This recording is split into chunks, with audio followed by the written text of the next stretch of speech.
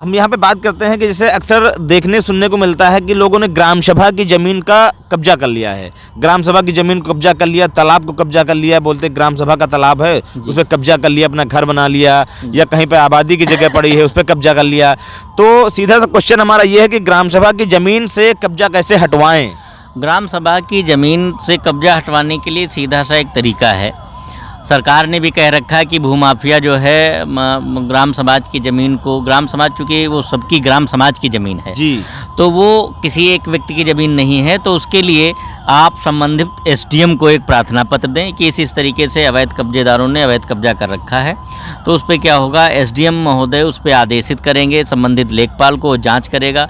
अगर जांच में पुष्टि हो जाती है कि वाकई में इन्होंने ग्राम समाज की ज़मीन पर अवैध कब्जा कर रखा है तो पुलिस बल ले जाके वो ग्राम समाज की ज़मीन को खाली कराएगा।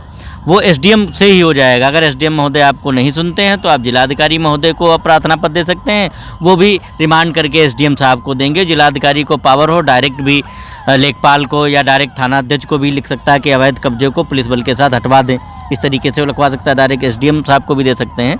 तो इस तरीके से आप संबंधित एसडीएम को अगर देंगे कि इन्होंने ग्राम समाज की ज़मीन पर कब्जा कर रखा है और इस तरीके से इतने वर्षों से कर रखे हैं, और इससे लिखकर वो आपके लेखपाल को और संबंधित थाना अध्यक्ष को उसमें पुलिस जाएगी और उसको इंक्रोचमेंट हटाया जाएगा, कब्जा हटाया जाएगा। ये माननीय एसडीएम महोदय को आप सूचित करेंगे और माननीय एसडीएम महोदय सीधा सा एक एप्लीकेशन, सिंपल सा एक एप्लीकेशन रखना है।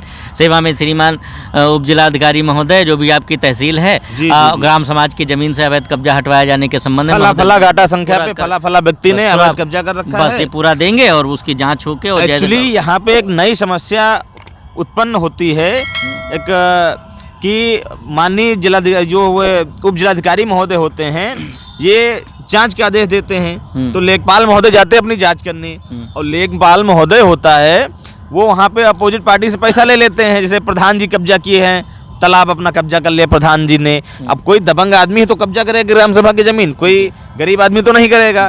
दबंग आदमी जो है कब्जा कर लिया होता है ग्राम सभा की जमीन को, और लेखपाल महोदय पैसा लेके रिपोर्ट लगा देते हैं।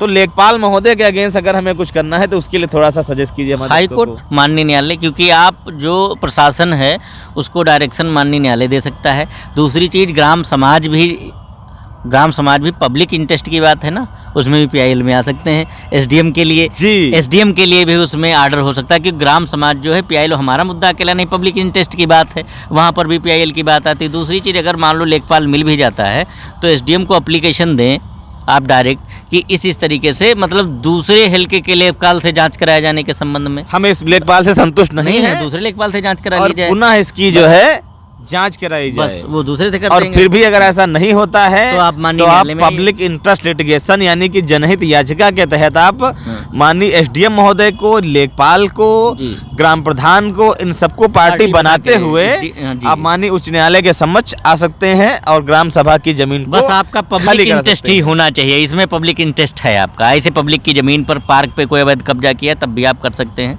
चूँकि जाहिर सी बात है कि ग्राम सभा की ज़मीन है और किसी व्यक्ति ने अगर अवैध तरीके से दबंगाई से कब्जा कर लिया है और हम उसको खाली करवाना चाहते तो सीधी सी बात दिखता भी है कि ये पब्लिक इंटरेस्ट ही है। चलिए, बहुत अच्छा लगा, बहुत बहुत धन्यवाद, आपने अपने व्यस्त समय में से हमें थोड़ा सा समय दिया। बहुत बहुत धन्यवाद, और सभी मित्रों को विनम्रता के साथ धन्यवाद। मैं आपका मित्र प्रदीप गौ advocate, YouTube channel Pradeep legal help से।